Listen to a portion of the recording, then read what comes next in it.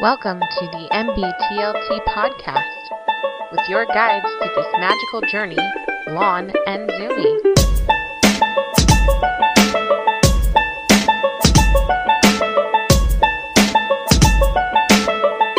Welcome to another episode of the NBTLT podcast, the only podcast that makes good on long forgotten promises, like having a guest. I'm here with my co-host Zumi, and our newest guest, our very special guest, is Shane. How are you, Shane? I'm doing great. How you guys doing? Fantastic. I appreciate you asking me on here. I'm really looking forward to having this conversation with you guys. Yeah, I'm glad that you took the invitation. You said yes. Our fans have been bugging the crap out of us to get a new guest, and we've always like, oh well, yeah, we're gonna get Shane, and I think it was like from episode 15 or something like that, and we're on number 33. I think it was actually 18, but it was a while ago. When are we on? 33? 33 today. Let's do this tonight. So, I mean, this is, and not that I'm like stroking your ego here, Shane, but you're one of the most interesting person that I know in my, short life. And I met you in the military. So you're a pilot. Right. Still a pilot, correct? I am still a pilot, yes. And you had some of the craziest and funniest stories that I've ever heard from somebody. You're also was there alcohol involved? There was a lot of alcohol involved. Okay. No. It tends to be my true serum. Not in the military. It tends to be my true serum. And you and one of our other friends, Hal, were the ones that got me into golfing. I never picked up a golf you know what? before in my life. Let me interrupt. One of my favorite memories of you ever is we were flying overseas somewhere. We were over the middle of the ocean or whatever, and you were just all geeked up on golf, and we'd been playing golf for a long time, and you were so excited about golf and this, that, and the other, and you're like, hey, I bought this book, Ben Hogan's whatever, how many secrets, And I'm like, oh my God, that's so cool. You're like, yeah, man, I'm going to read this thing. And it's like, I'm going to master the game or whatever. And I remember I came back to stretch my legs and take a break or whatever. And I walked back and there you are in the troop seats, passed out with the book, Ben Hogan's 5 Golf Secrets, on your chest. Like, I just wanted to lean down and give you a little hug. It was like the cutest thing ever. I was like, oh. He's such a golfer. It's interesting because Zumi, he has a history of passing out at places. Don't you, Zumi? I do. Now, one of Zumi's favorite things to do was to come into my dorm room, get on my recliner, because I guess I was the only one in the dorms that had a recliner. Right. And just come in there and pass out on my recliner. Like, wouldn't say anything. You just walk in, go to the chair. I wasn't even like watching TV or reading anything. I would just like sit there for a while, and it just like I would just pass out. I'm sorry, like. Yeah, this was more like the kid on Christmas Eve that falls asleep and has the visions of sugar canes dancing in his head. I could just see Zumi dreaming of the perfect Ben Hogan golf swing. It's just like, oh man. Yeah, anyway, so I digress. But it was funny though, because that one time, like, you didn't take a picture though. It would have been hilarious. I know. You would have like just. I would have made a poster out of that one. Which look on my chest. Yeah, I blew that was my passion for golf though. Like you guys, you and Hal, and I think Neely was there, and Rob, and yeah, you guys gave me my first. And now you kick all of our asses. Yeah, I actually went to school. I went to golf school because of you guys. That's the best part of the story. So you going to school for something that's your hobby is kind of like if I were to go to school to learn more about Star Wars. Do they have those? But I guess it makes sense because you go outside and, I'm just an actual dork. So I mean, I dare say, like, I want to start with this, because I've told everybody that I meet and that I have a chance to talk about you, Shane. I always start with this.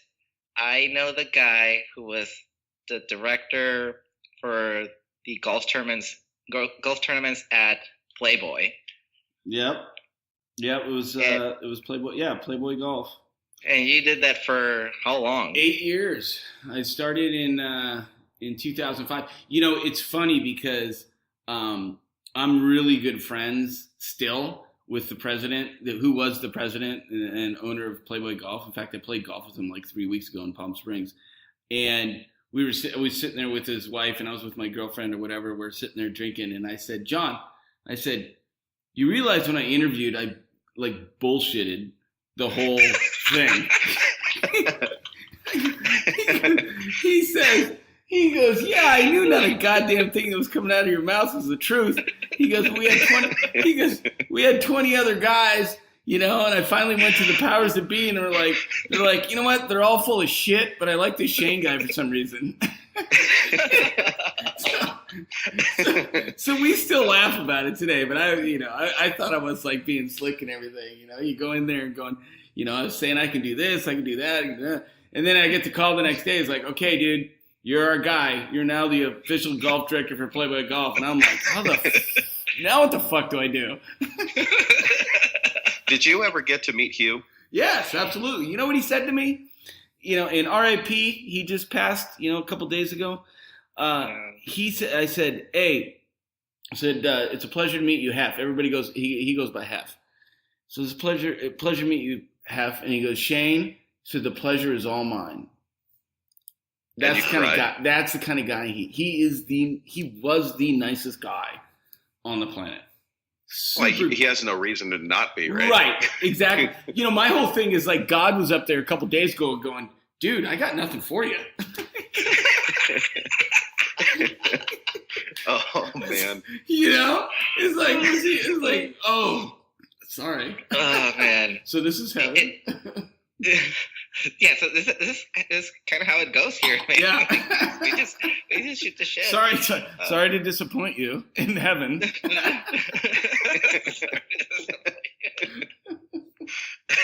Oh man. Do you think he do you think he picked like the traditional silk robe that he always like?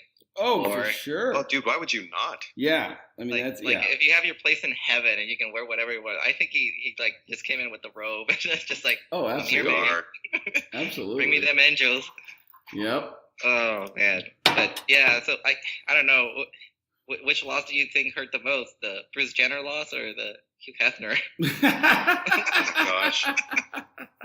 I'm gonna go with Hef. I'm serious because, like, I mean, I can only speak for myself, but like growing up, like those were the fucking role models. Like those are like the manliest role models that I had growing up. It was Hugh Hefner and Bruce Jenner, and all of a sudden, you know, that happened, and it's just who's Bruce Jenner?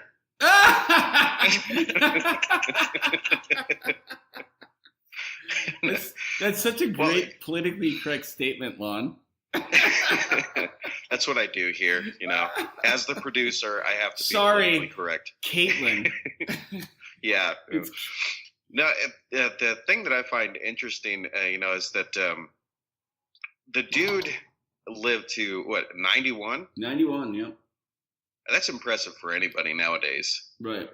You know, but, I mean, when did he actually start the whole magazine up?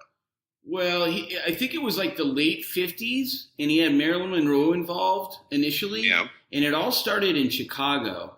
And then he decided to move the whole operation to the West Coast. But the thing is, if you know anything about Hugh Hefner, is he was a real iconoclast in a lot of different respects. I mean, he was the first person to put African Americans on television.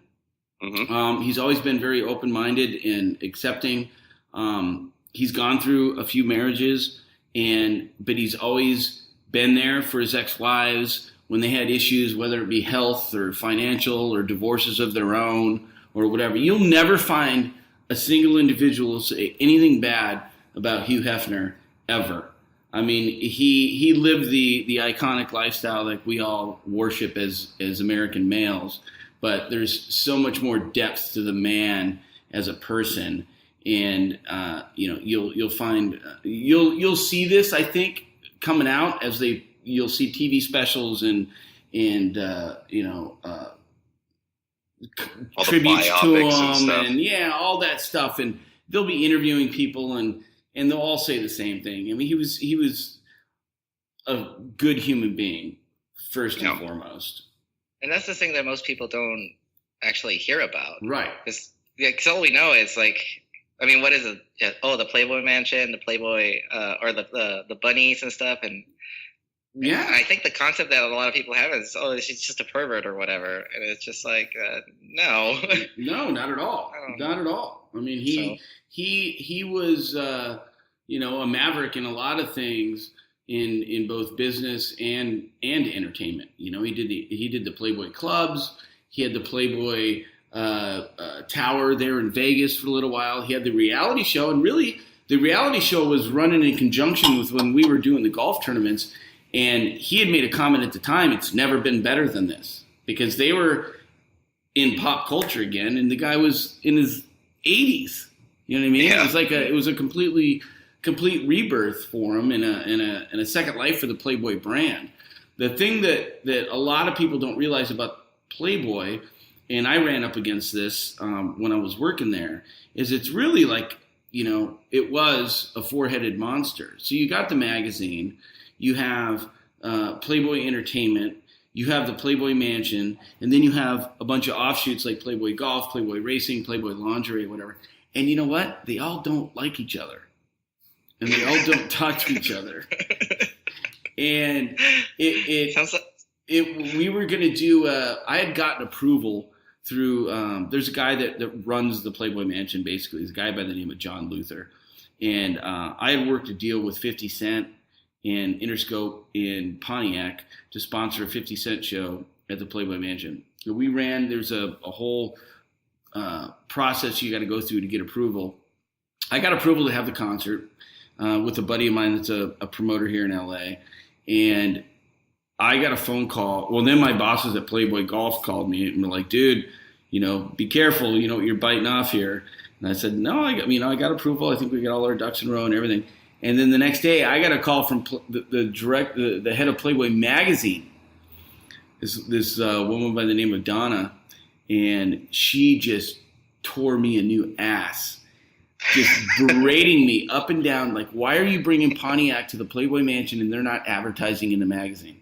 Because the magazine has been losing money for years, and so they were jealous. And the mansion doesn't care because that was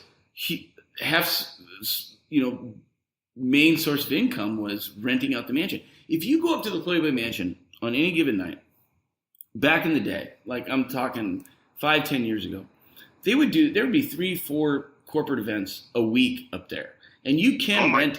You could rent out the Playboy Mansion. Like, let's say if we wanted to have Zumi's birthday party at the Playboy Mansion, you run it up. Let's do it. Yeah, you run it. You run it. The process. You file all the paperwork, and it's basically $175,000 a night.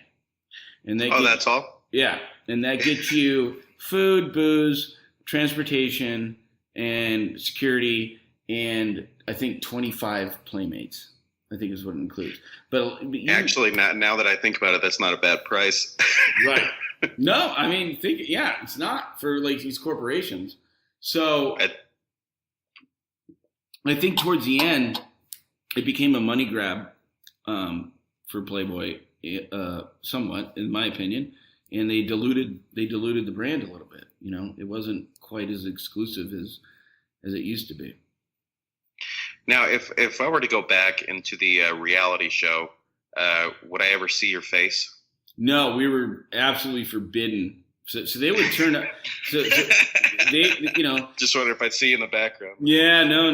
They made it very clear to us at the beginning when the girls showed up to the golf tournaments that we were not allowed on camera. One guy actually did get on camera, and they fired him.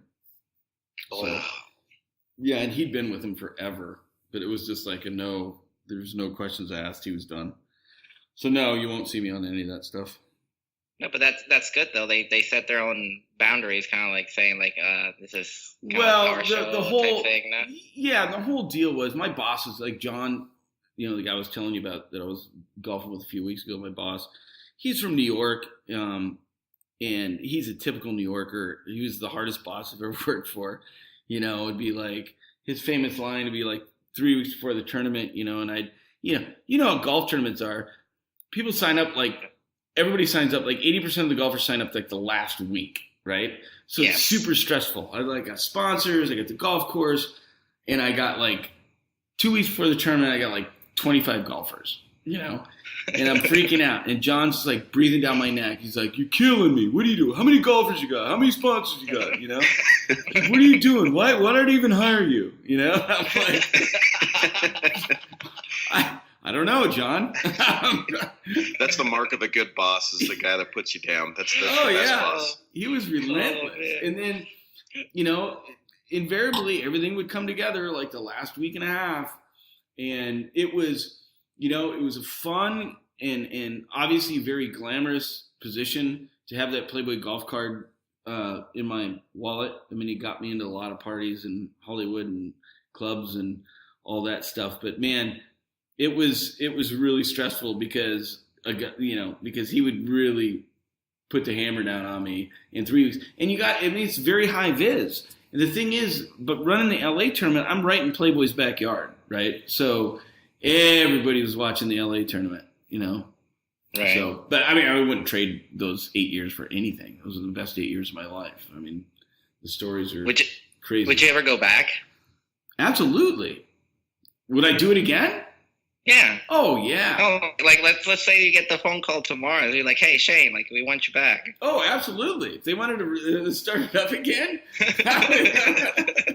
like I said, man, it was the funny thing is, people wanted to be associated with Playboy in any way, shape, or form, and so people would find out that I was working for Playboy, and they were my best friend all of a sudden. And so I would get calls on a Tuesday night and be like, I'd let it go, some number I don't see. This happened all the time. And then I see this number, Beverly Hills. I'm like, oh, I'll let it go to voicemail.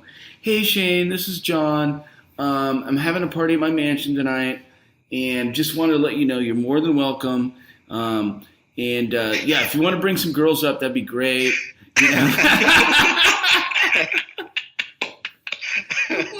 So you were that guy. Yeah. Okay. Yeah, because they know I can roll 10 deep, 20 deep with chicks if they invited me to a party.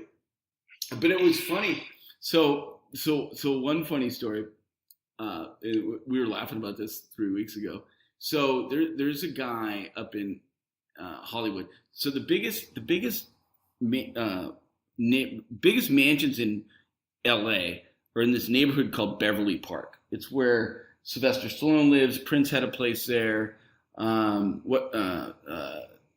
bunch of huge A-list celebrities. These mansions are all, the smallest ones are 25,000 square feet. I mean, they're just ridiculous. Good Lord. Jesus Christ. So there was a guy up there by the name of Michael. I'll leave out his last name. Gazillionaire. And I got invited up to his house for a party. And I came up there, and it's got, the whole thing. It's the volleyball courts. He's got the bowling alley. All these hot girls are in there. And I go in there and talk to him. And I introduce. So I walk into his office, and he's talking to a friend of mine. And he goes, "Excuse me, who are you?" And my friend goes, I'm like I'm intruding, right? And he's like, "Who are you? Can I help you?" And my buddy's like, "Oh, that's Shane. He runs the Playboy golf tournaments." And Michael's eyes just goes, bing. Goes, "Really? Oh, well, tell me more." And so we started talking about it. And I said, "You know what, Michael? I got a great idea." I said, "Why don't we have my Girls of Golf party, pre-party for the tournament at your house?" He goes, "No way." I'm like, "Yeah." He's like, "That's awesome." He goes, "Dude, I'll pay for the drinks. I'll pay for the food." I mean, this guy's a billionaire, right? I'll pay for everything. That'd be awesome. I'm like, yeah, man, we'll blow it up. We'll brand it. We'll let Playboy things here and there. And da-da-da-da. And this dude had a grotto too, right? He had everything. And so I'm like, yeah, we shake hands. We're like slapping high fives. And now I'm getting invited to his house like every weekend, right? Going up there. And so finally I'm like, okay, I got to tell John, my boss. And so I called John. I'm like, he's like, what? I'm like, dude, I got great news. He's like, what? He's like, I said, I found the best place. We're going to have the Girls of Golf party. I go, where? I go, it's this place called the Ultimate Mansion. He goes, Michael Scott's house? I go, yes, you know him? He goes, no. I'm like, what do you mean no? He goes, no. I'm like, why? And he goes, dude, you can't have a pre-party at a house that's nicer than the Playboy Mansion. Playboy would have our ass. And I'm like, oh shit. Now I gotta call Michael Scott back, right? So here's his secretary, Maria. And I called her. I was like, hey Maria, it's Shane. She's like, oh hey Shane, you coming this weekend? I'm like, yeah, I'll probably be there. Is Michael there? A second. I'm like, hey Michael, what's up? He's like, hey, how's it going, Shane? I'm like, some bad news. Doesn't look like we're gonna have the party up there. He goes, what do you mean? He's like, well, your house is so nice, and Playboy was kind of hemming on about it, and they really don't think it would be appropriate, and he just is like this silence. He's like, okay, all right, man, all right, cool, thanks, all right, thanks, Mike. So then I call. You got to call like Friday to Maria to get on the guest list. So I call that Friday to go to the party. Like I've gone to every freaking weekend party. Like it's like I'm like, hey Maria, it's Shane. He's like, yeah, Shane, Michael's taking you off the guest list. What? Brutal. So I'm like, he's like threw me to the other side. I was not allowed. I was like persona non grata up there anymore. Oh man, that sucks. Yeah, but it was but John was right. The house was nicer than the Playboy Mansion. So you're working as a pilot now. Yeah. You enjoy this obviously because piloting is amazing. Yeah, I love it. I mean, beats working for a living. That's what I tell people. Shane, you gotta tell him the Slash story. Slash. Yeah, like the man Slash. Like Guns N' Roses. He has a really cool Guns N' Roses story. Which one though? The one with that Slash actually mentioned. Slash actually makes mention in his book about Axl Rose being super late and. Oh yeah. Yeah. I mean, this gives you. This is actually like the yeah. So I was dating this. Yeah. Like, so I was dating this girl, and her mom was the tour manager for Guns N' Roses, and this is back in their heyday. And it's like towards the end though, like 90. This is Use Your Illusions tour, so they were playing Shea Stadium in New York, 70,000 people, and this girl I was dating was telling me the story verbatim, her mom. And they're like, Axl had historically shown up late to almost every concert. But this was like 70,000 people, and he's nowhere to be found. And they're like, where's Axl? They called the hotel. They're like, he's not answering his phone. So my girlfriend at the time's mom, the tour manager, says, I'm going to go to the hotel. So she drives her to the hotel, gets security.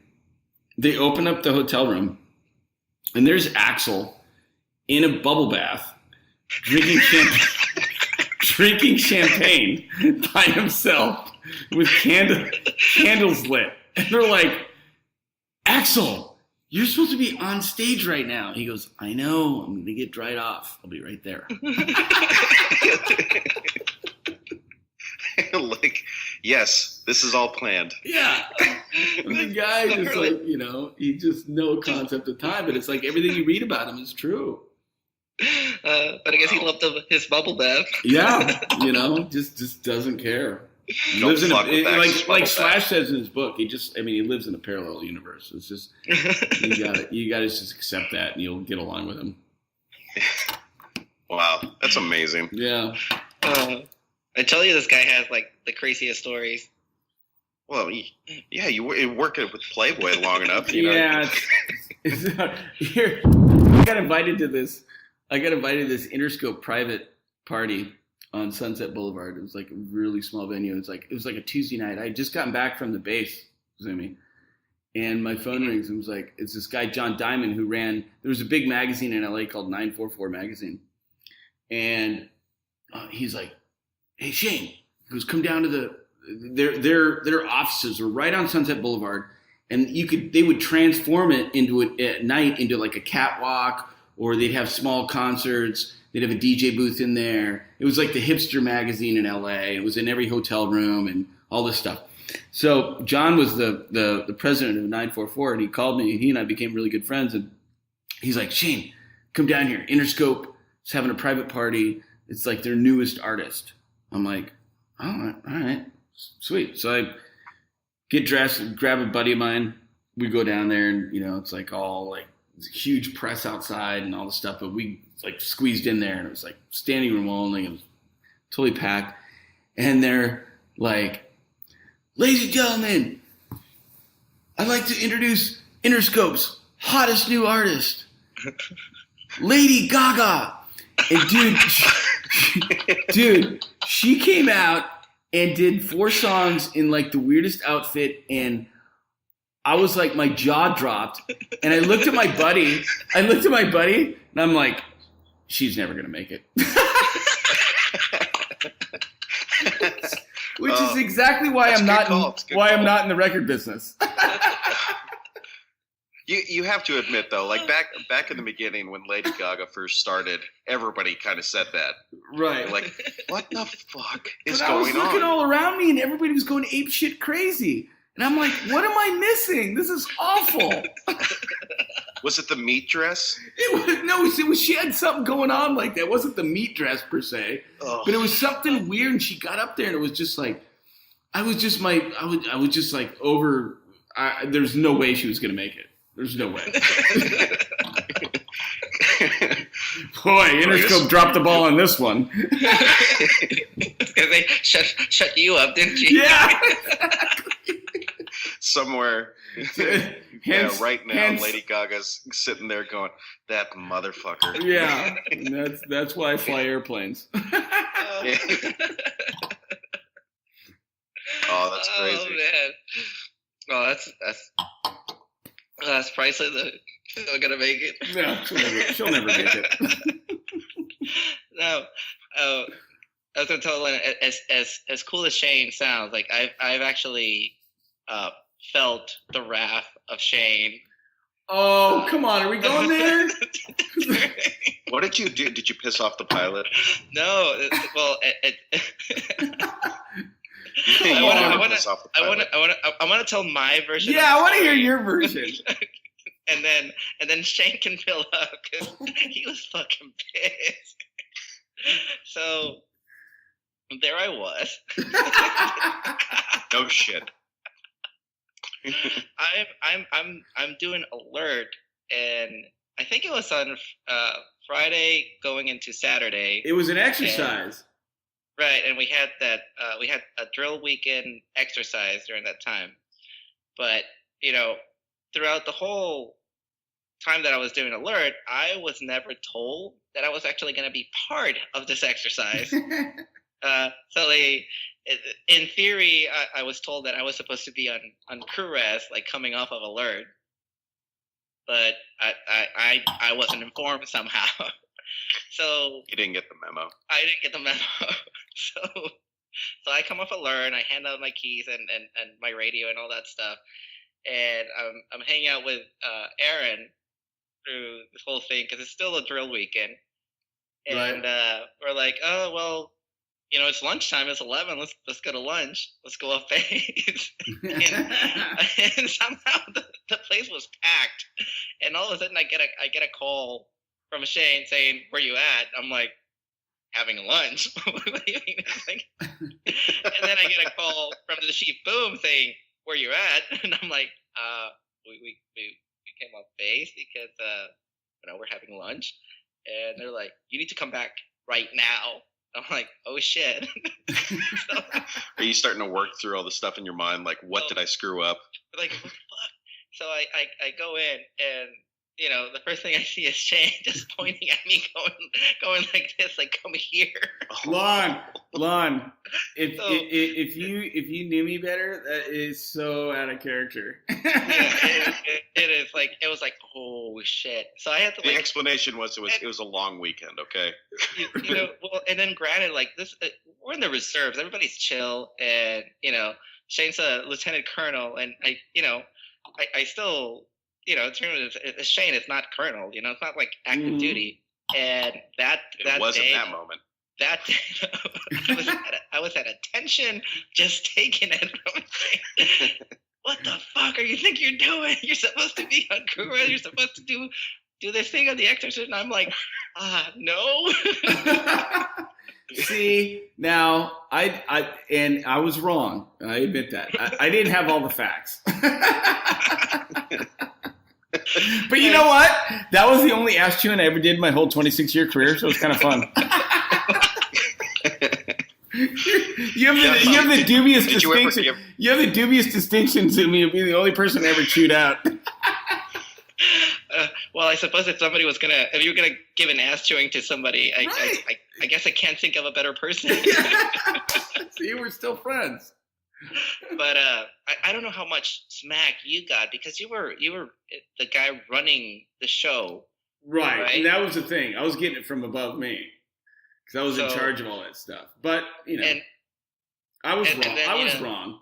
I didn't have all my facts. The chief comes in and is like, "But did you not know that you were going to?" I'm like, "No." And then, like, thankfully, like the aircraft commander that did alert with me showed up, and he's like, did you guys know that you were supposed to be on crew rest? And he's like, "No, nobody else told us that." I was like, "Oh, thank God." Water under the bridge. Let's get off of military. That's so boring. Sorry, I kind of had to though. Yeah. No, and I apologize. I'm sorry. After all these years. No, but it was funny. Like, your apology was so funny because yours was just like, "I was wrong." And I'm looking at Shane and I was like, "That it?" He's like, "Yeah, all right, let's go." It wasn't even like, "I'm sorry, my bad." It was like, "I was wrong." That's it. Yeah. But he was pissed. So a lieutenant colonel, that's crazy. Yeah, right. I had them all fooled. Wow. See, I thought they were being generous with me with giving me what was it, senior airman? Look, you sure you guys want to do this? Let's get off the military. All right, Shane. The other story that I sent you on our preset list was your road trip story. You gotta tell the story. Which one? The road trip that you had with Hal in your shitty ass car, which was rated.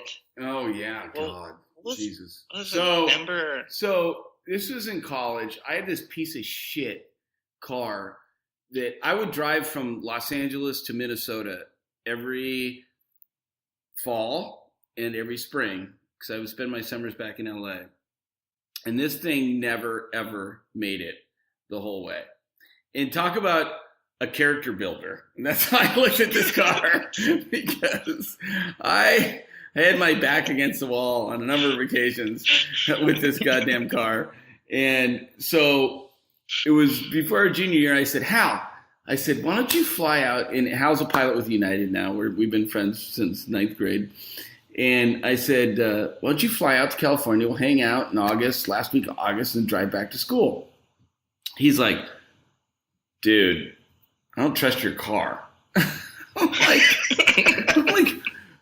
and this is how much I knew about cars at the time. I go, "I just got a tune-up." So I'm It's okay, man. I had the oil changed. I'm thinking we're solid. I mean, I just got to tune up. Come out. He goes, and that was enough to convince him. So he flies out, and I literally have this thing for some unknown reason. I don't document everything. I got pictures of this whole adventure or misadventure every step of the way. And so we start driving, and we stop in Vegas for a night, and that was cool. And then we get to Utah, and then we get to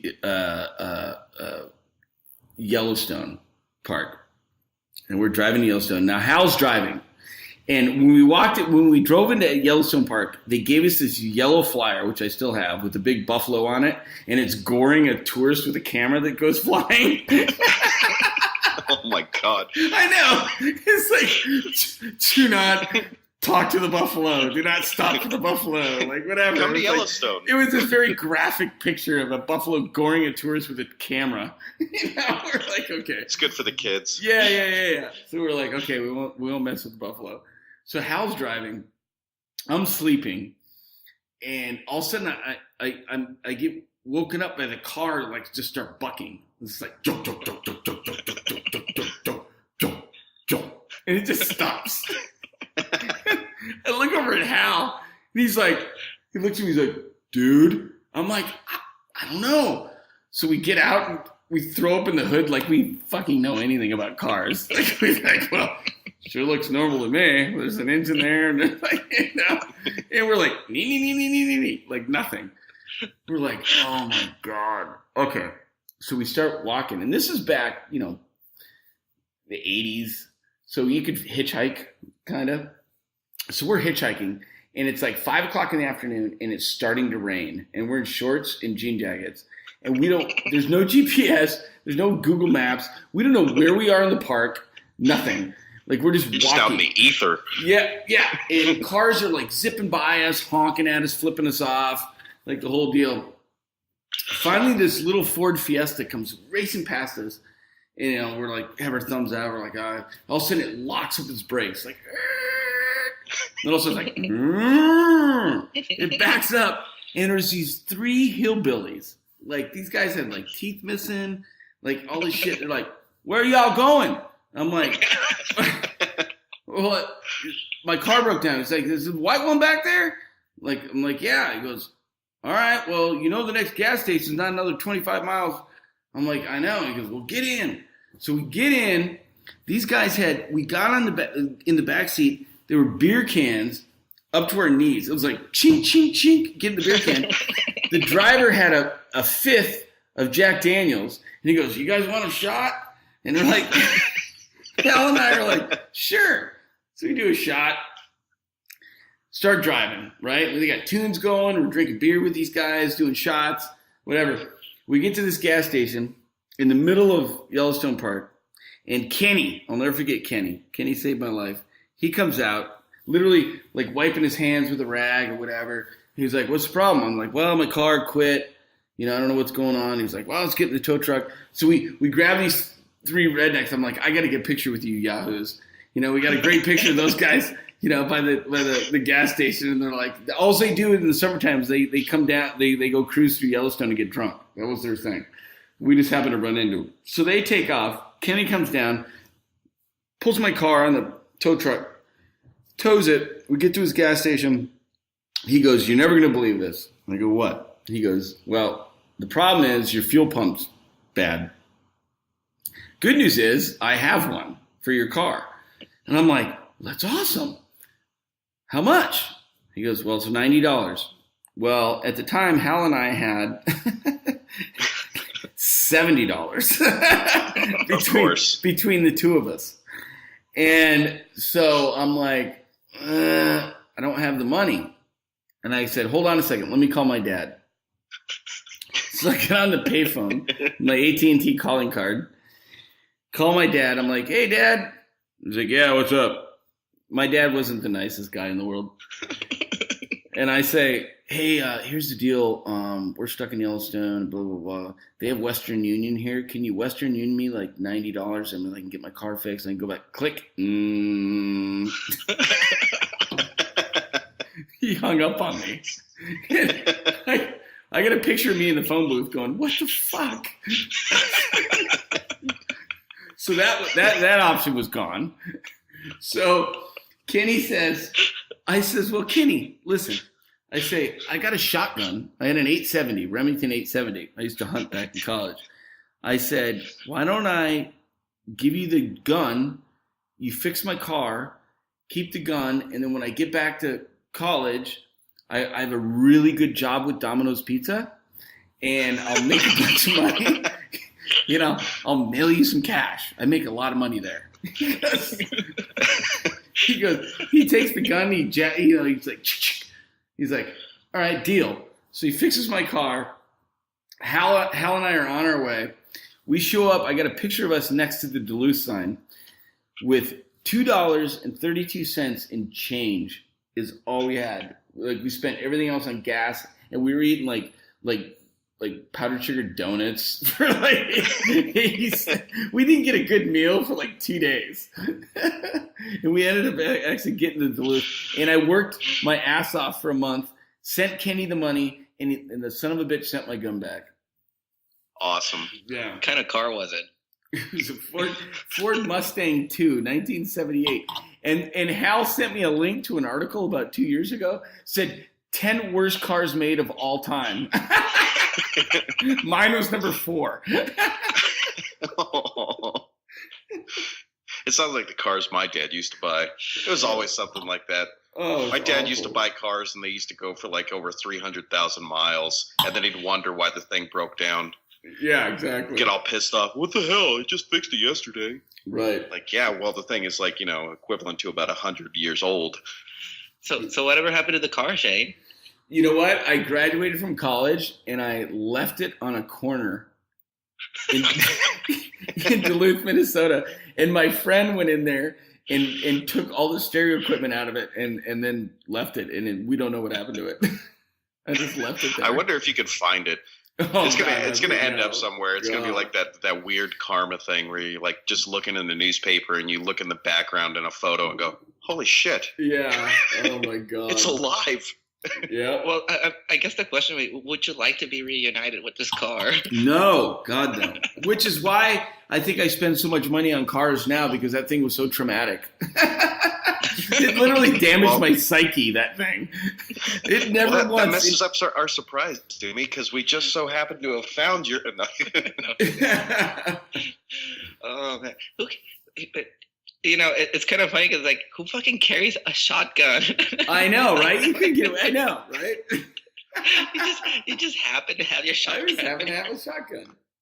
I can't really say anything about that. No, I don't do any hunting anymore. That was like part of my past. You got rid of the shotgun. Oh, yeah, I got rid of the shotgun. Oh, man. Yeah. I would have framed that sucker up and be like, this shotgun saved me. Well, actually, no, you know what happened to it? And I mean, this is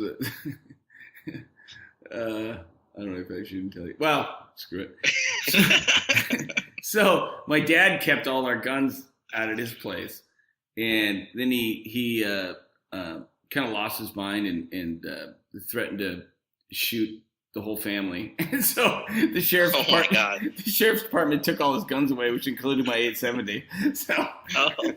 So that's what happened to it. Oh, well, at least it's in a safe place, right? Yeah, exactly. Oh man, that's freaking hilarious.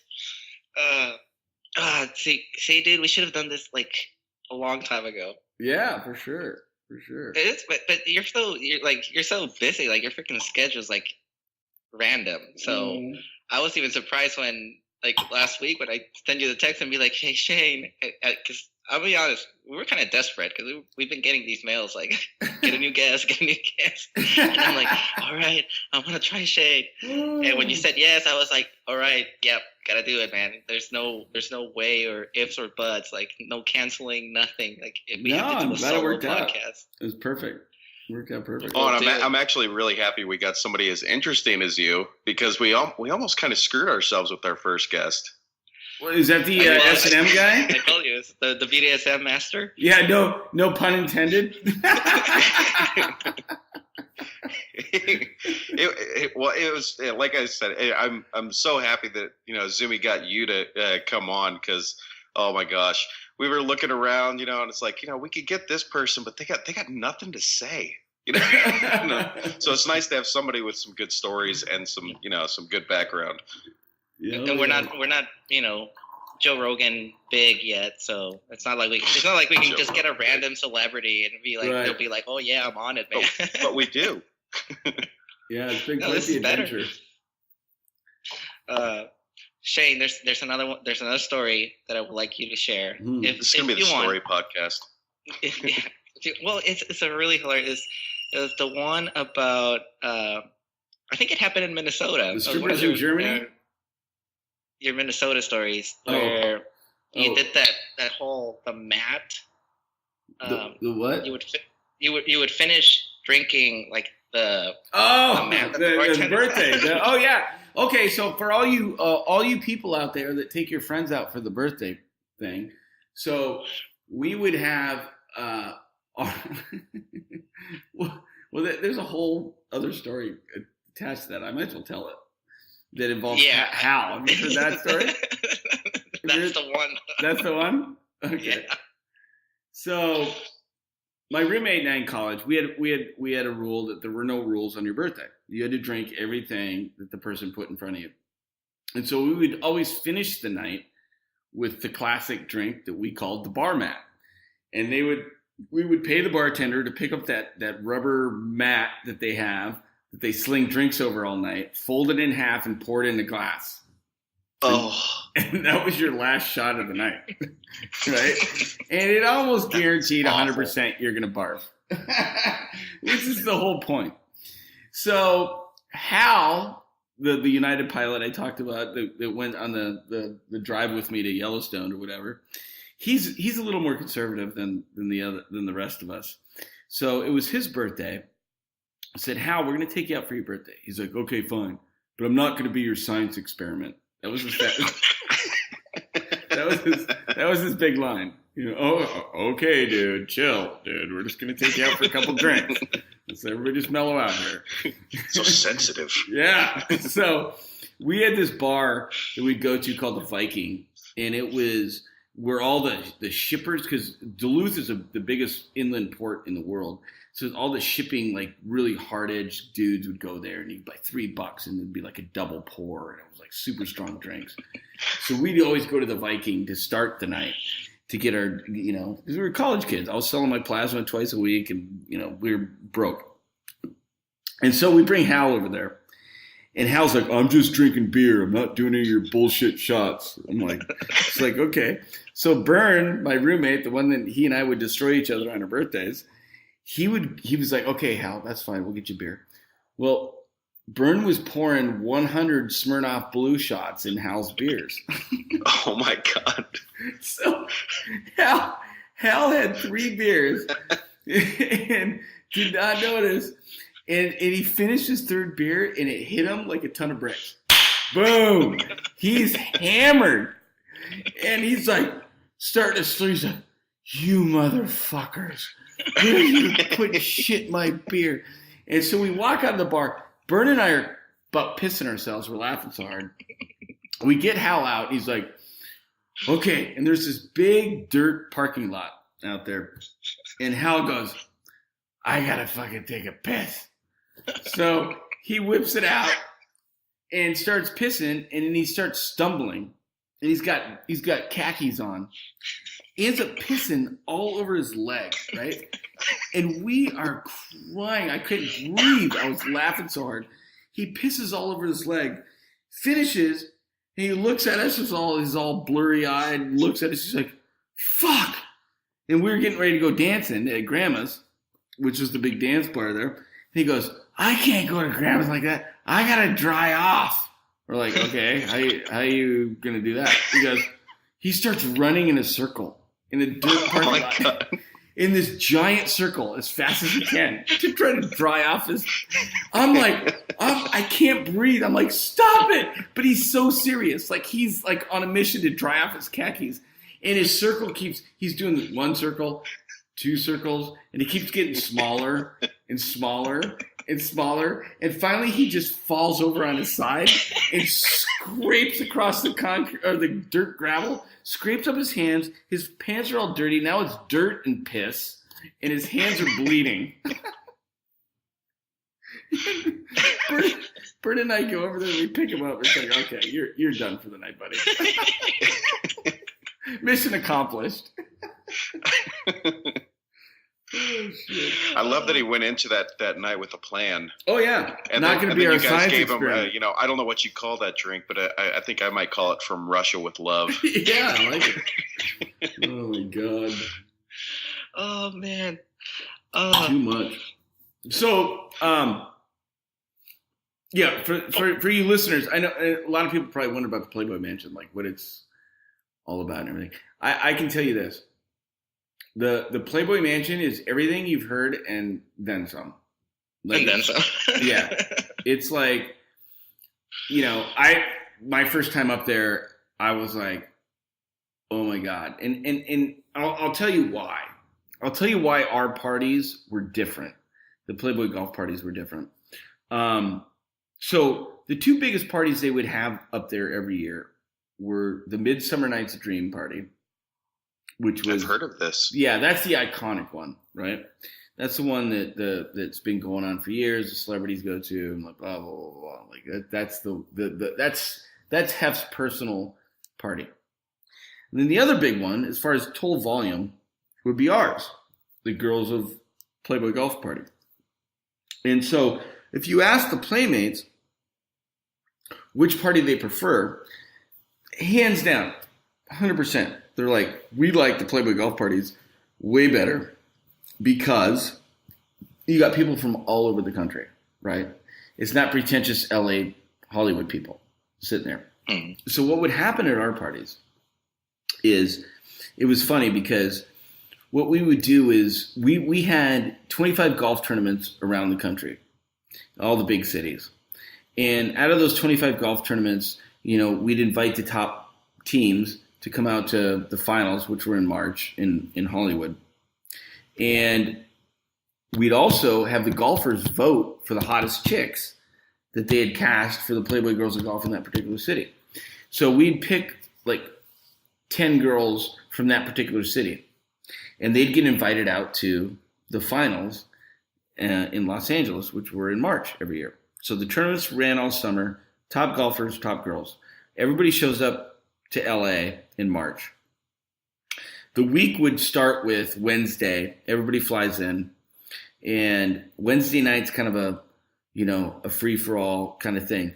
But one of my favorite moments of the week was that Wednesday night we'd have an all call for all the girls that were invited, all the girls of golf. And it was so funny because these chicks that thought they were hot in Iowa, they're like the top four in Des Moines. Des Moines. And they show up into the room and like all these smoking hot chicks from New York and Miami and LA and like and it would get so catty. Like it would just see the girls like they're like just like, you bitch, like who are you? Like, you're fat, whatever. And all this stuff. It was that first meeting on Wednesday night was hilarious. And then Thursday, we'd bus everybody up to the Playboy Mansion. And we'd have a pool party up there all day. And that was actually, I think, my favorite. And then Thursday night, we'd have a party at the hotel, like a theme party usually. Friday would be golf. Friday night, we'd do another party at the hotel. Saturday would be golf. And then Saturday night culminates in the Girls of Golf Playboy lingerie pajama party. And that's just when things got like batshit crazy. And the reason why the Playmate said, and I saw it firsthand, why our parties are better and different is because if you think about it, you got girls coming from all over the country, right? All over the flyover states, and they want to. What do they want to do? They're going to the Playboy Mansion. They want to make memories, right? So these girls go batshit crazy. Like they're naked in like 20 minutes when they're up there. and they're finger banging each other. They're making out. They're like, woo, in the grotto. Like, it's just like, it's like Caligula up there. Within like the first hour, Caligula. You're like, oh my God. And it's because, you know, the LA girls go up there all the time. And they're cool, and they're celebrities, and they're trying to be all, you know, whatever. But these girls that are coming in from, you know, Iowa and Michigan and like whatever, nobody knows me, right? It's like, they want, nobody knows me, and I want to go back and say I partied. You know what I did? Listen to this, Heather. Listen to this, Tiffany. So it was it was like we would just sit there with our drinks, watching by the pool, just going, Jesus Christ, I love my job. Did Hef have animals at around the mansion? Oh yeah, I heard that he has like an exhibition type thing where he has like a bunch of different exotic animals and everything. Yeah, the property itself is actually huge, and if you haven't been there, it was great because I would get to go up there on Saturday before anybody else got up there, and literally like, and again, it was a childhood dream of mine. I mean, I was the kid pulling the mud cake Playboys out of the garbage cans when I was 7, 8 years old, going, Jesus, this is awesome. You know, that was my first introduction to women. You know, it was like Playboy, the mud cake Playboys. I remember it vividly. And so for me personally, the first time I drove my car to the driveway and pushed the intercom button and said, it's Shane, watch the gates open, and you drive up the driveway and there's peacocks and it says bunny crossing, you know, and there you are in the roundabout, sitting there in your own car going, how did this happen? Like, this is crazy. Like, this is nuts, you know? And so I think everybody has that feeling when they get up there the first time, and especially, like I said, the girls, like, they want to go back with stories. Like, everybody wants to do, you know, something extra special, you know. And it was funny because we used to, this is bad, but we used to go on the girls, like, at the time, like when I first started, like MySpace posts, and we'd type in some of the girls' names that were the girls of golf that were flying out to LA. And they would post stuff on their MySpace page like, hey, everybody, heading off to LA. I won't forget about you all. You're like, what? They all MySpace. They would all think they're going to get discovered, you know? It was like, oh, God. It's like the city of broken dreams. Yeah, totally. I mean, squashed dreams. I mean, just, you know, they wake up on Sunday and go, what did I do last night? You don't want to know, sweetie. Yeah. Sweetie, I got it on video. You gotta watch How this. come I didn't eat half? Oh, man. It may or may not have been uploaded to YouTube. Yeah. May or may not. Nuts. How you doing, Shane? Good. You in a break? No, I'm fine. I need to go piss real quick because I'm pissing my pants here. Of course you do. Do we This is pause so or what do we do? No, you just you guys can keep talking or something, or if you need a break, we'll just No, take I'm a fine. short break. Just leave it recording. You got any questions, Lon? Oh, well, I just honestly, I just wanted to know, like, about the man, like the one part of the mansion that I was always, you know, interested in, because I've always wanted one, was the grotto. Right. I mean, it's obviously really famous. Yeah. You know? But how big is it? Like, really? It's probably 50 feet Good by God. 50 feet. It's not huge. That's huge. Yeah, I mean, I guess. But you think about it, it's like, I always think about Legionnaire's disease. Oh my God. You know, it's like, I saw people doing shit in the grotto that, you know, again, they're at our parties. So you have these girls doing stuff that it's just it's borderline vulgar. You know what I mean? Sure. You know, you're just like, I don't need to see that. I mean, you know what I mean? Like, it's just, they're just doing it they're like banging their boyfriend in the grotto. You don't know either one of these people, You know, so you're like that awkward third wheel. Well, there's everybody. Everybody's in the grotto all the time, like just packed in there all the time. But people like will just start having sex just to say like we had sex in front of everybody. You know what I mean? And there's lots of naked dudes walking around, and you know, Ron Jeremy was there Ron Jeremy is like the nicest guy ever. Like, you know, I have seen that said by tons of people. He's a class act. You know, like say he's like the best person to hang out with. He is. I still see him. I still run into him here in Hollywood. He hangs out at the Rainbow all the time, and so we still talk. And he's just a super nice guy. But dude, that guy is the horniest motherfucker that ever walked the planet. Like, still. Like, I would have my girls at golf and be like, Shane, can you get me a picture with Ron? And I got this on video. I got it on video. I got it on film. I got evidence. And these girls would get next to him, and they do the whole, you know, wrap their arm around him or whatever. Mm-hmm. And the first thing he'd do is fucking jam his fingers up into him. Oh my God. I'm not kidding, dude. I got pictures of him just like, and they're like, and because it's Ron Jeremy, I'm like, he's fully, you know, and they're like, oh, Ron, oh, no, not right now. Just, oh, you know, I'm like, Jesus Christ. Dude, okay, how tall is Ron Jeremy? He's little. He's like 5'5". So he's like Danny DeVito. Yeah. But he's hung like a bull. Yeah. Oh, yeah. Yeah, he loves half his size. He loves women. And like I said, he's like the coolest. He's the coolest fucking dude. I got nothing bad to say about Ron Jeremy. He is what he is. He's Ron Jeremy. If you're gonna take a picture with Ron Jeremy, you better be ready, honey. Was Gary Busey ever at the mansion? Yes. Did you ever get to talk to Gary Busey? No, I didn't. Oh, it's too bad. Yeah. I mean, he's your whole world changed by Gary Busey. Yeah, he's a hot mess.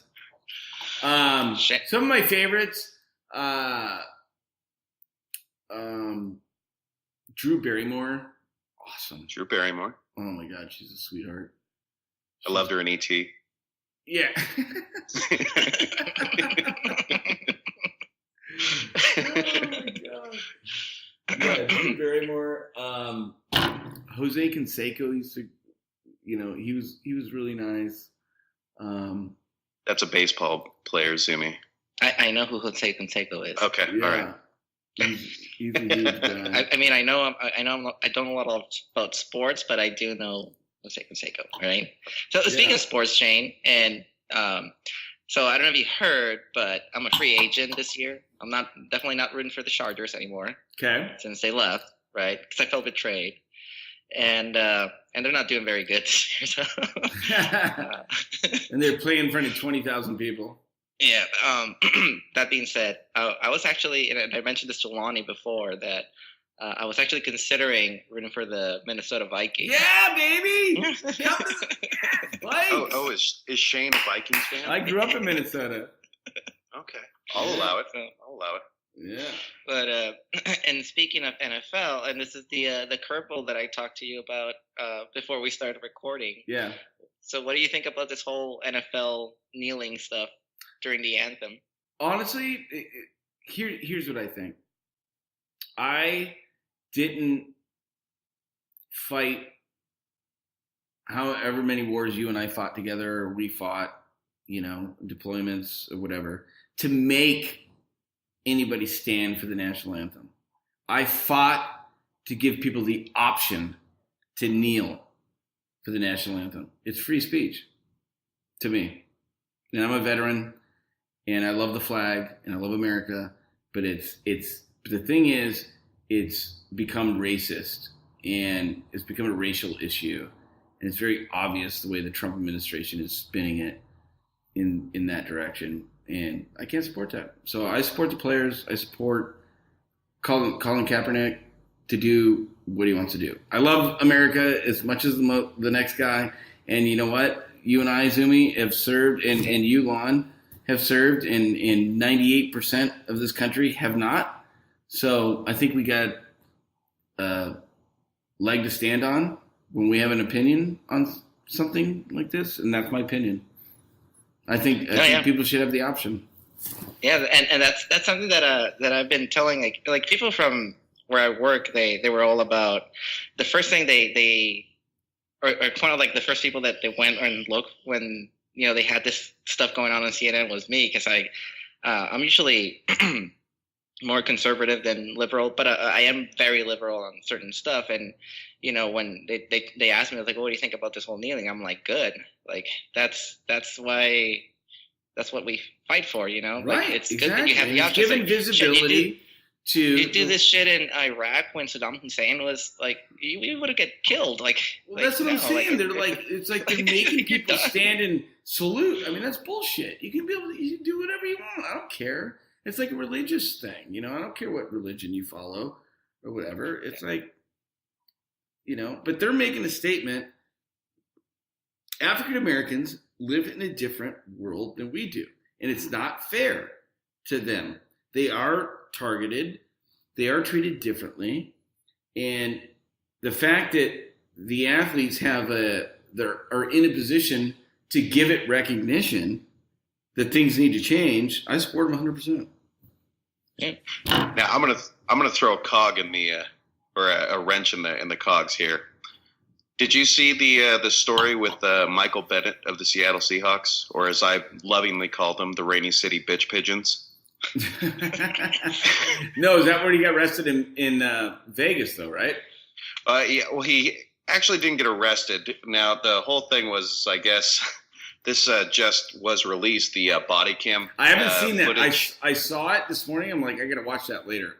So tell me. Well, okay, Michael Bennett's statement was basically that he had a gun pointed to his head, right? Right.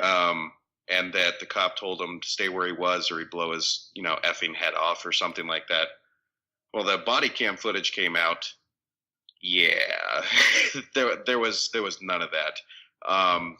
It was an incident where they saw Michael Bennett, like you can see it all in the footage, like he was running and jumping over a fence. I mean, who wouldn't? There was, shootings happening inside the building, right? So they stop him, because they're gathering pretty much everybody up that they see, running away. And so they ask him who he is, and he says, I'm Michael Bennett of the Seattle Seahawks. You can look it up. And they actually did. They actually looked up, on their cell phones or whatever and found out that he is, who he says he is. Right. And they're like, all right. And that was it. Really? And, yep, that was it. There was none of the gun pointing. They did have guns in their hands, but there was a shooting that happened. No, and that's fine. That's and I'm fine with that evidence, but there are probably more occasions when it's that kind of force is not warranted towards African Americans. I'm totally in agreement that there are some shitty cops. Right. In fact, I got pulled over by one once, and Zumi was with me.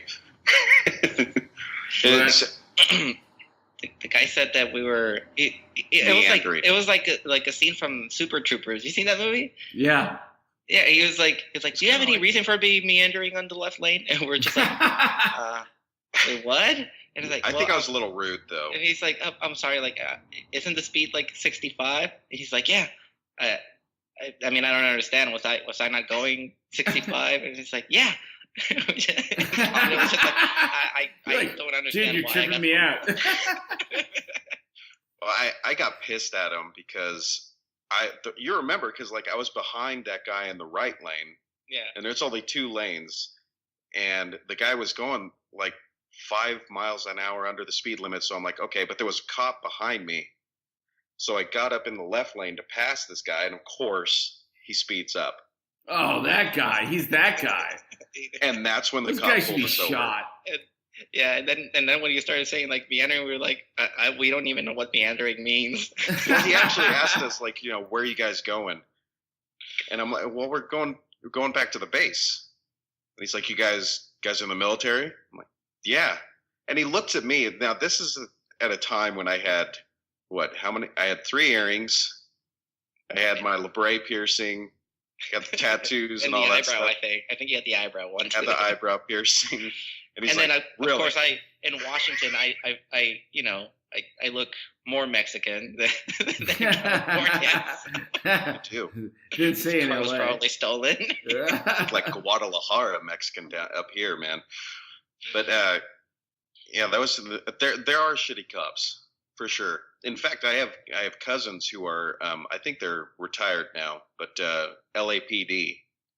Oh, and really? even they've had incidents where they have actually weighed their options whether or not they were going to quit the force because of the shit that was going on inside the precinct. I believe it. You know, and up here in Spokane, I know for sure that there's corrupt cops up here. And there was actually a big crackdown on them a few years ago, but we have a lot of dealings between the police force and the Russian mafia up here. Oh, wow. Now that was something that I thought was total bullshit. And I think I told you about it, Zumi, the Knockaround Guys movie. Oh yeah. You know, like where they were taking the drugs from Spokane into Washington. So I was like, come on, Russian mafia. This is like that movie, you know. And then you finally see it, and you're like, oh shit, there's Russian mafia up here. Or like that. I think I told you the gas station story, right? The gas station story. Wow. Where Christelle and I, you remember Sunset Boulevard or Sunset Highway or whatever it is, right next to where our first apartment was. Yeah. Okay, there's that little gas station that's right over the bridge. And okay. Yeah. Well, I went in there to pay for the gas, and of course the owner of the place, he works behind the desk, but he owns like this really nice Mercedes, and I never really thought anything of it. So I go up to pay for my gas, and there's a door right behind him, and he opens the door, and inside the room there's a bunch of dudes sitting at a table smoking cigars and playing cards. Nice. And then the door shuts. And when the door shuts, the cashier, he just looks at me. And I'm like, oh, okay, have a nice day. Holy shit. I didn't see like anything. Something out of a movie. I didn't see anything. Don't shoot me. You're in there eating baklava or something and smoking cigars. You know? I mean, you are pretty white, so I guess they kind of like, no, this guy's cool. You're waiting for that country from old men guy to come up and plug you with a fucking cattle prod thing. The air compressor. Yeah. Damn it. I didn't see it. I'm going to shuffle out and go back to my girlfriend here.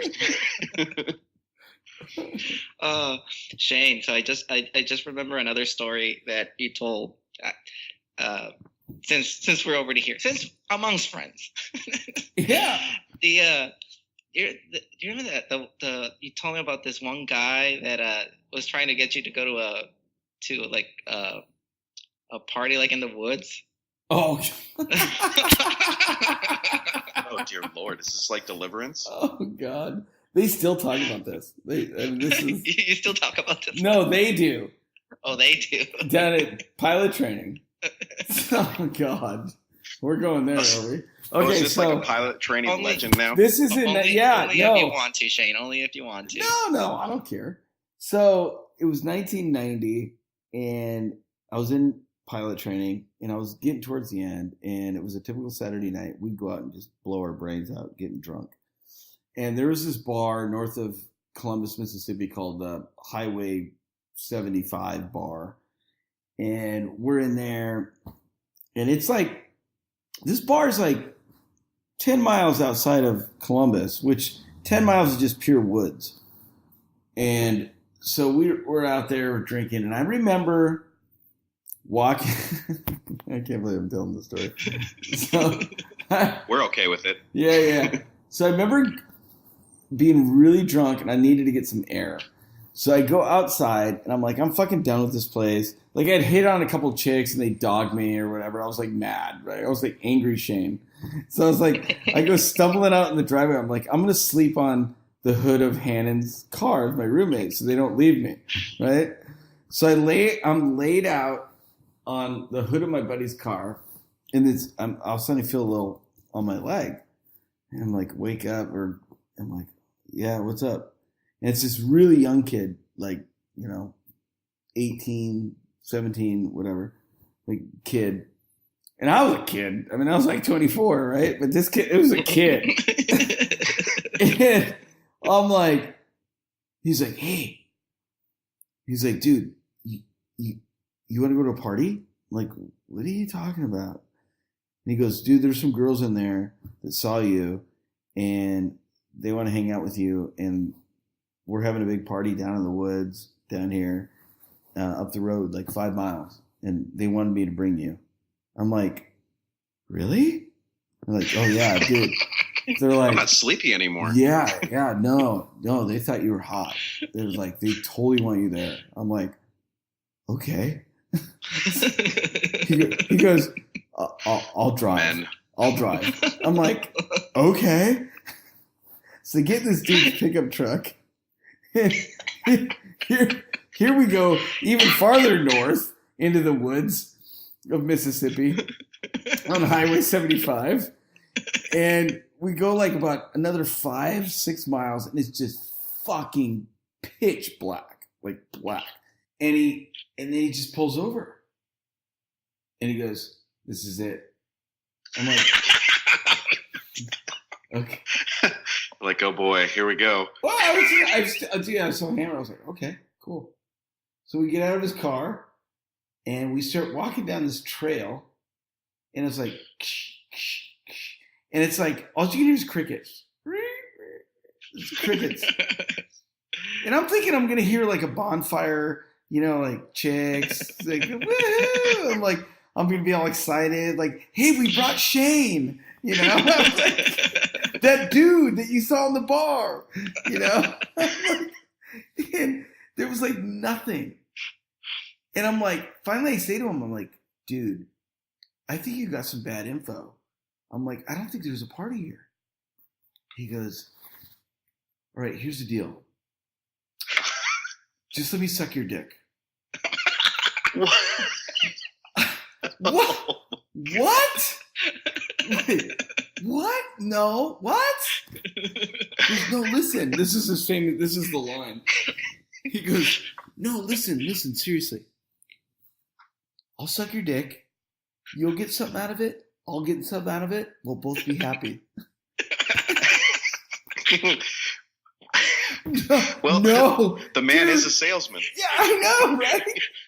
I'm like, this guy weighed 120 pounds wet. Like, I could have broke his neck and killed him right there in the woods. But I'm like, trying to, like, the voice of reason, right? I'm like, I'm not even thinking, like, he could have a gun, which he could have. But I'm thinking that. I'm like, dude, no. Okay, listen. I don't like dick. And I said, do you need pussy? I can get you pussy. I know a lot of girls in this town. Like, that was my reasoning. I'm like, dude, do you need to get laid? You haven't got laid, right? I can get you laid.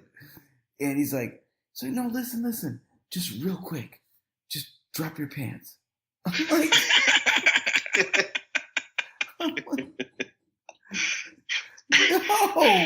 no, it's not going to happen. I'm like, come on, dude. We got to go. I got to get back. My roommates don't know. So he's like, okay. So I get back in his truck, the little piece of shit Ford Ranger, and he drives me all the way back to my house that I was staying with four other guys, the pilot training class. I walk in, they're like, where the fuck have you been? Like, we've been looking, we're fucking. I'm like, you're never gonna believe this.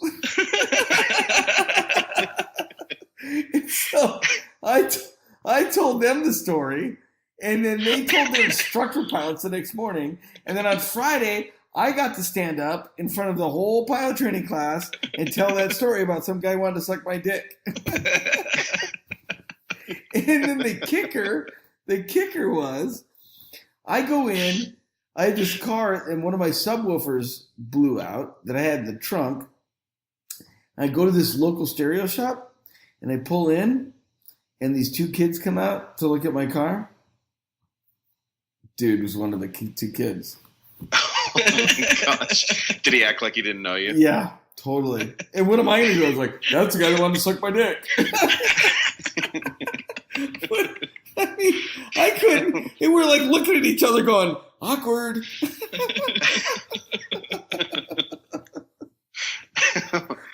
I can honestly say I've never had that situation. Yeah, well, it's not comfortable. Not as fun as you might think. No. Yeah, there was that. So they talked about that story for years at Mississippi. Talk about. Do they have a picture of you? Yeah, well, it was the local the threat con brief, the local for the gay locals, because we had one of our pilots trying to get his dick sucked. I thought you were going to give us like some little twist to it, like a Top Gun type story, like where you show up to class the next day and it's the commander. Oh yeah, I wish. No. Oh man. God. Yes. There's that. Presume you would let him. Well, you'd get some out of it. He'd get some out of it. I'll get something out of it. I mean, it's hard to beat. How could you say no? Hey, did he have a mustache? It's a zero-sum game. It's a win-win. I was like, unless you have a mustache, like, no, I don't want you to like tickle me. Oh my God. Oh, so now that that's out there, forever. Well, the good news is, Shane, that we're not in the thousands yet. So, but the bad news is it keeps growing. The bad news is it keeps growing, and I'm going to share this to everybody. Oh, brother, that was so funny. So I actually have a story about one of our trips to Europe, and we went to Spain and we partied with the Spaniards, and we said we ended up agreeing that you don't know partying until you go partying with the Spaniards. Oh, those right. Fuckers, was it in Sevilla? Those fuckers, it was 6 a.m. and there was still a line to the club that we were coming out. But this is not like a hidden secret. I can't fucking handle alcohol. I have that allergy. I get the hives, and then if I drink a little bit too much, I'll puke. Shane knows this. Lonnie knows this. Lonnie almost had to take me to the hospital for alcohol poisoning. Well, I was the cause. So, but we're in Spain, and I remember the whole entire fucking night, like, you and Ozzy were giving me so much crap about not drinking. I'm like, guys, if you want me to keep up with you, we're in like, Sevilla. let me drink. Remember that night. Let me drink my own stuff at my own pace. And I think I heard like 3 times that night. but I was still there. I didn't puss out. I didn't say like, oh, I'm done. Like I can't do it anymore. And I remember we ended up at this club called Boss. That was the last club we ended up. And, wow, good memory. And I switched from rum and coke and sangria to Red Bull vodka. Oh God, this is poison. What are you doing with your life, Sumi? I got my second win, and I remember you were drinking. It was a gin and tonic night for you. Or right. No. Club soda. It was vodka and club soda, right? Yep. That's your drink of choice. The gin and tonic was Aussie, and Aussie got fucking hammered. And we were all talking like, oh, yeah, tomorrow morning we should all come down here to Sevilla and sightsee. And you guys didn't think I was gonna make it. So I remember that the next morning, I'm the only one that's there, and CJ, the one who didn't drink because he was the DD, was there, and I'm like, where's Shane? Where's everybody? Like, I don't know. And I'm like, I'm here. I didn't puss out. I think I was still drunk. So we went out sightseeing, and we come back. It was like 3 or 4 in the afternoon, and then you guys come out, and your first impression was, "Oh, dude, you actually made it out." We were banging at your door, thinking like, "Oh, he's full of shit. He didn't even make it. He's probably passed out." Like, we were worried about you. We said you were dead. Oh gosh.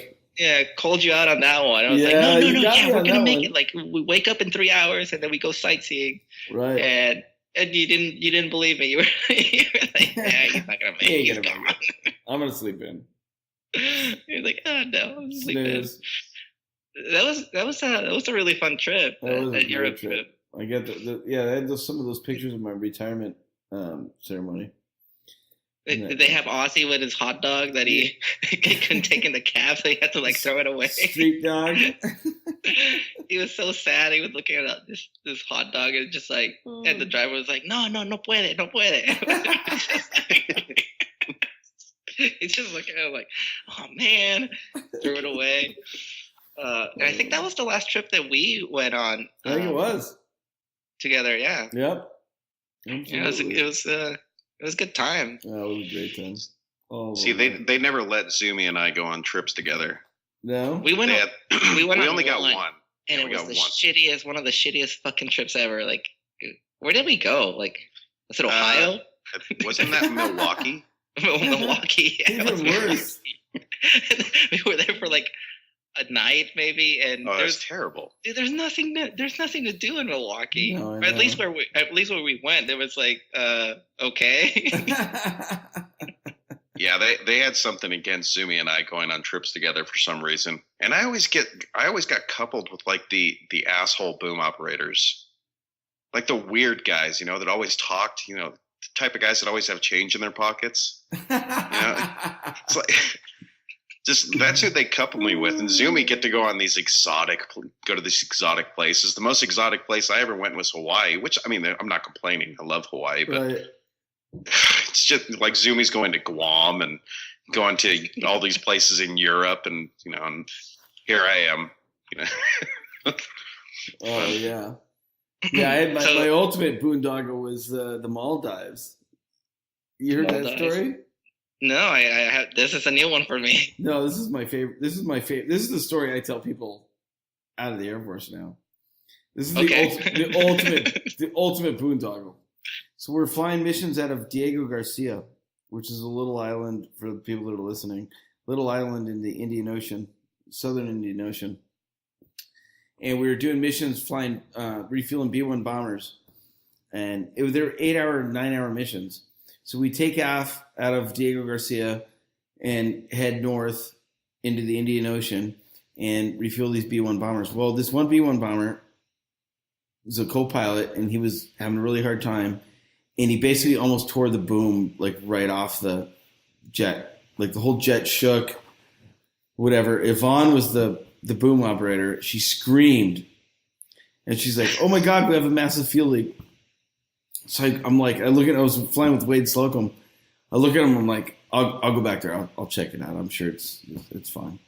So I go running back there. If you would have had a camera on my face, I probably would have looked like Homer Simpson was like, oh! His tongue going like, I'm like, it looked like, those when you take your car to a car wash, those wide flat sprays that you rinse your car off with. It was doing this up and down. Like, oh boy, fuel. We were 900 miles from anything, and so we're watching the fuel gauge go down. So we climb up as high as we can, declare an emergency. We can't talk to anybody, so we talk to a British Airways flight that's flying over us. Relay to the Maldives that we're going to declare an emergency with a massive fuel leak. We're looking at the ditching checklist, dude, because that's how fast the fuel was going out. Like, we're going to have to ditch. Oh, my God. Yeah. And we're, like, climbing up, and then all of a sudden it just stopped. And so we're like, holy shit. So, but now we're, like, in the Maldives. So the Maldives are 1,500 islands, and they all have resorts on each island, right? It's super high-end. It's where the Europeans go to vacation. Well, the airport is an island, and it's just a tiny little airport, and jets go in, they land, dump out their people, upload people, they leave, right? So there's not a lot of ramp space. We land there, fire trucks everywhere. We pull up to the gate. They put a big styrofoam or sponge underneath the jet to soak up all the fuel because everything's draining out of the jet. So we're like, we're not going anywhere.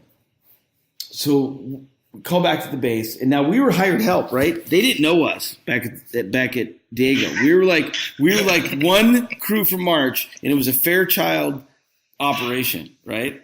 So like they didn't know us, and I knew the one dude that I played basketball with, and he was like the DO. And I called him. I'm like, hey, dude. I'm like, he's like, yeah, no worries. Stay the night there. We'll figure it out. We'll talk to our maintenance guys. Okay. So we walk out the airport. Our jet's taking up half the freaking ramp. we walk out the airport, and there is a line of dudes trying to pitch their hotels, right? All Sri Lankans. And they're like, stay here, stay here, stay here. No, you got to stay here. Well, you guys, we've been around the block a while. I'm like, oh, the Air Force is paying for this one. Yes. We're going upscale. So I'm going through all the brochures going, that's not good enough. That's kind of good enough. Nah. Really? Tiki huts right on the water? Perfect. So I'm like, I'm your guy. And we have no clothes. We're in our flight suits. Yvonne's got the secrets, right? So they're like, he's all excited. He's like, come this way. We get in this big jet boat. And here we go, off in the ocean. And it's like, we're just like flying like with an emergency like an hour ago. And now we're in a jet cabin cruiser, jetting off some island. And we pull up. And I shit you not, I'm not exaggerating one bit. It's freaking Fantasy Island. They got two girls waiting at the dock with the Mai Tai and the Lays. And there's like music playing. This jet cabin cruiser boat. And we pull up and they're like, welcome to the blah, blah, blah, blah, blah, blah. Whatever the fuck the hotel is called, right? And so we drive in, we go in, we get into the lobby, and there's like koi ponds and fish going through the lobby. It's like 5-star. The rooms are $1,200 a night. Holy shit! So we stay there. We're like, I had outdoor shower. Like it's like but you're outdoors and it's like birds singing and you're out. You're like, I got pictures of all this shit. I'm like out there in the like, this is wonderful, And so I call back to the base. They're like, okay, well, we're talking to our maintenance guys. Now, in the meantime, I call back to March. I said, look, I don't know why our jet's leaking fuel, but I am not taking it back until they fix it. We're staying here. I'm like, I'm trying to be the responsible lieutenant colonel pilot. Like, I will never take a jet with a known fuel leak across 900 miles of open ocean, and I got an outdoor shower.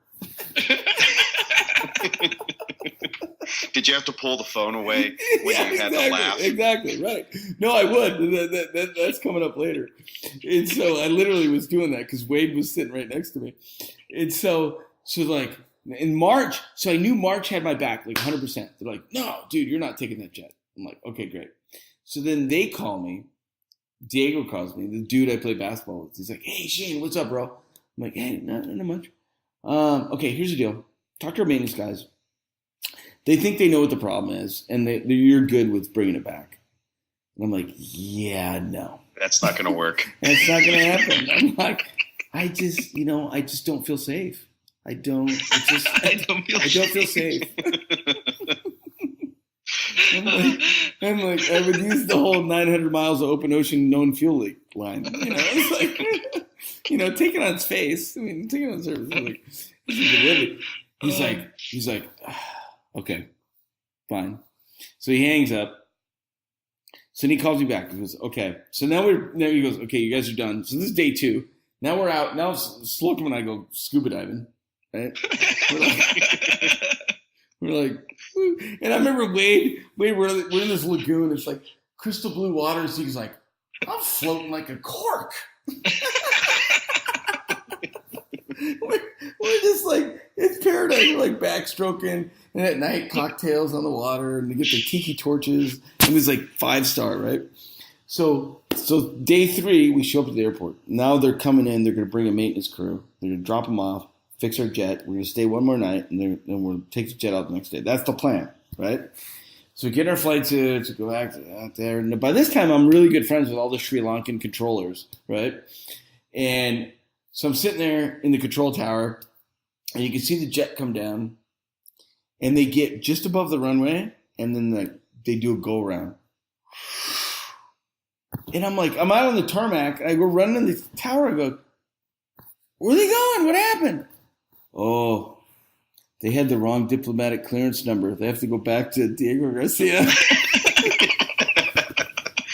You're like, oh so no. I call back to the base. I'm like, what happened? He's like, yeah, we fucked that up. He goes, you guys are going to be there another 2 days.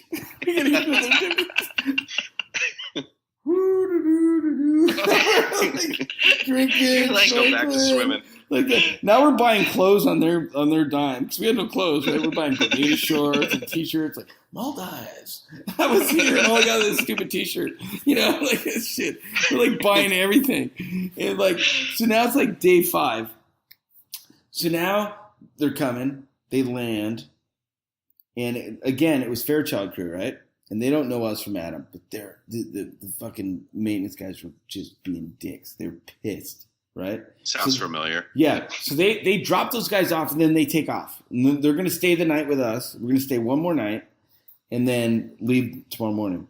So I'm sitting there and watching these guys stomp around and going, hey, how you doing? How you doing, guys? I'm like, we're fine, sir. We're just looking at the jet. They're being all short with me, right? And it was like the that rubber boot that's back there underneath that thing got cut in half. And that's what created the fuel leak. So they had a replacement part, and they're just like, I'm like, just letting them stomp around and be all rude, and they're being just pricks. And I'm like, and they finish up. I'm like, okay, you guys ready? Like, yes, sir. I'm like, come on. And now we had our resort that we really liked that we'd been staying at the last 3 nights. These guys are like, I'm looking at them because they're still in their, and I'm looking at their faces, and they see us getting on this boat, and they're like, what's going on? Like, we're getting on the boat.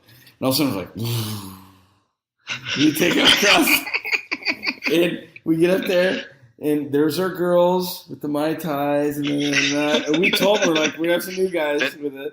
They're like, welcome. And these guys are like, what the fuck? Like, they put the lays on them, like, give them the drinks, they check them into their hotel with the outdoor showers, and like this. I'm like, all right, guys. I said, hey, dinner in an hour. I said, drinks are on me. They're like, yes, sir. Okay. So we get out there. We're on the water, tiki torches, sun's going down, and I buy a round of drinks. I go, hey, guys, cheers. Thanks for coming and getting us. And the one guy looks at me and goes, sir, I get it now.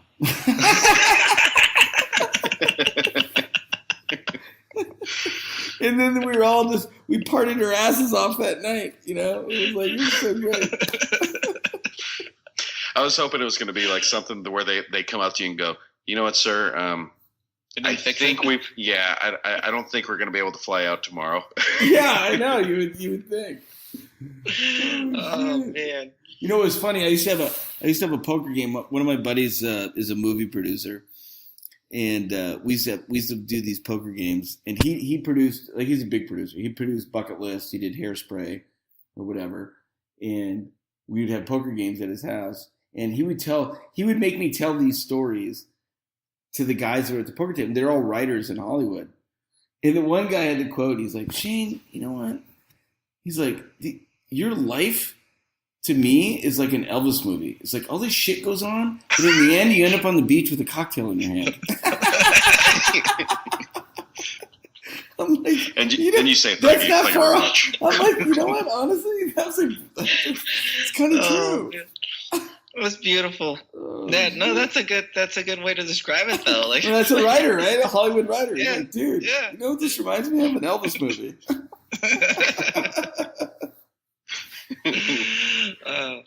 Blue Hawaii.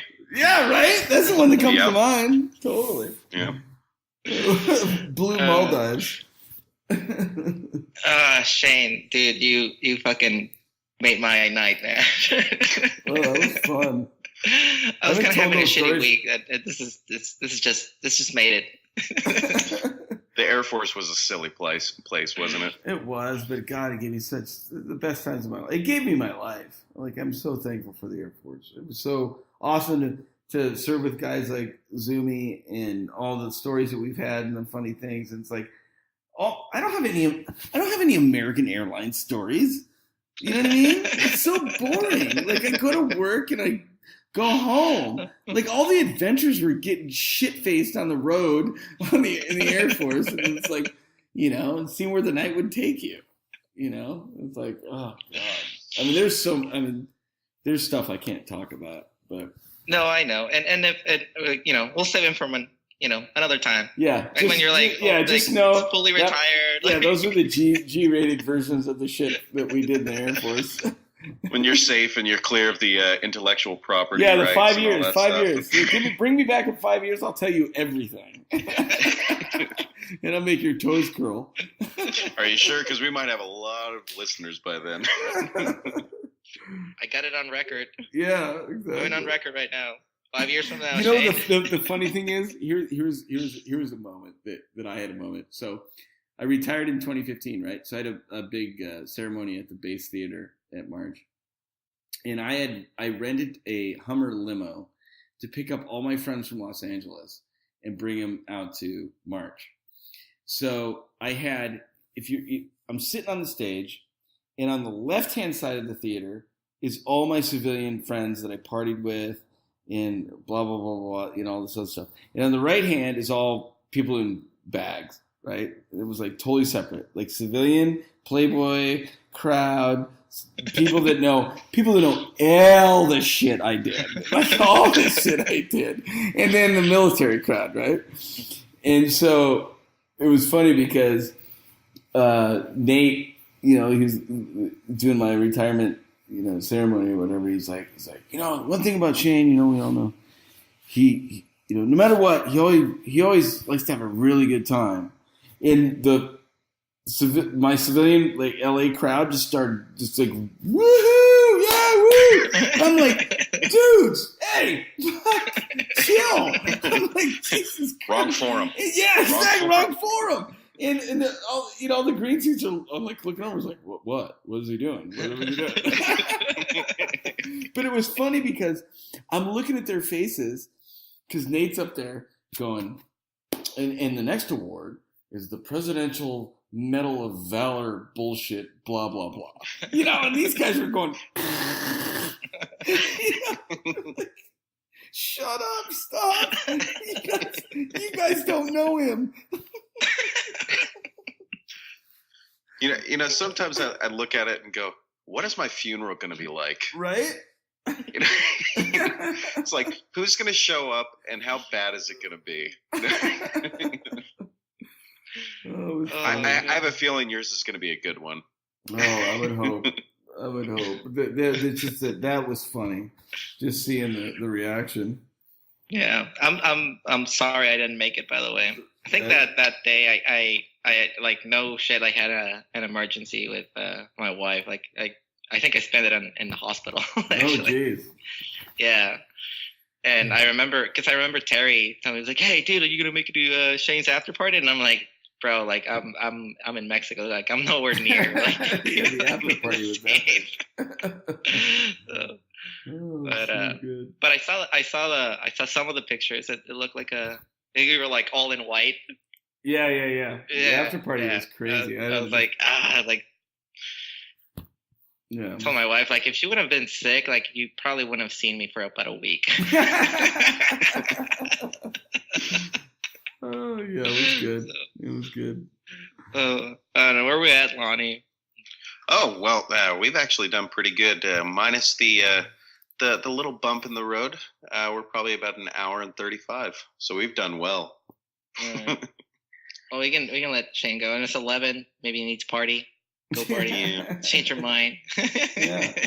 And I require alcohol. And this is the thing. Like, even though Shane said, like, "Oh no, I got nothing else," he's gonna find something to do. Like that one time we went to Vegas. We'll leave that story for another, like that other house story. But oh yeah. So we went to Vegas, and we've been. I think we were going out like every day every day. And then I think Saturday came by, or it was Friday night, and then you're like, all right, guys, I'm not gonna fucking do shit tomorrow. I don't want to see you guys anymore. I'm tired of you. So Shane just disappeared for 2 days. But when she showed up on the flight, it's like you could just like eyes bloodshot. He's like, oh no, he didn't rest. Because you knew everybody in Vegas. You got the hookup for like the VIP passes in the Hard Rock. And right. The VIP passes that was the height of the Playboy days. Yeah. And it was like, I don't want to fucking see you anymore. He just disappears. But we won't talk about what I did those 2 days. Yeah, but again, that goes after the 5 years of after the 5 years. Yeah. But that's one of the things that I really admire about you. Like you party hard, but you never showed up. Or I guess you never failed to show up. No, I always show up. Yeah, thank you. When it came to work, like your work ethic is one of those things that some that guy I really said admire. that to me a long time ago, and it stuck with me. He was like, you know what? 90% of life, success in life, is just showing up on time. Just be there. Doesn't matter how bad you feel. Just get there. It's crazy that you're pretty much ahead of 90% of the rest of the world when you do that. Yeah, you are. I mean, doesn't matter how bad you feel. Just get there. And if you're a piece of shit, I remember I showed up to one thing in Turkey, and it was some general thing that I got invited. Like a general was in Turkey, and we were going to breakfast with the general, and we just were. This is when you can go do whatever in Turkey, right? Now it's all in lockdown, but this is back in the day. And I walk in, and Shelly Funk is like, "Oh my God, you smell like a bar." I'm like, yeah. Well, I'm here. You're just like, I'm not flying. I'm no, flying. Exactly. I gotta have breakfast with the fucking general. I can do that. I don't give a shit. She was just so disgusted. You smell like a bar. Zumi, how many times have you shown up to work smelling like alcohol? Very, very few. Because well, he's allergic now. I showed up. I showed up a little high sometimes. Well, not sometimes. This is after the military. Let me clarify. Right. After the military. Of course. And it's legal now. So yeah. But I mean, nothing heavy. Like I've never. Like I had some people where they're just like they're still drunk, but that's not something that you ever did, and it's something that I don't think I'll ever do, unless I'm like ready to quit, right? Well, I don't give a fuck mode.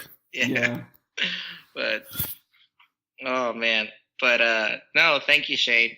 This is it was fun, man. It was great talking to you guys. You ever want to have me on again? I'd love to do it. Oh yeah, absolutely. Loved meeting you, and I love the stories. And some of my favorite ones are the crazy drinking stories. Those are the best kinds. Absolutely. So, an open book. That's what he said. I'm an open book.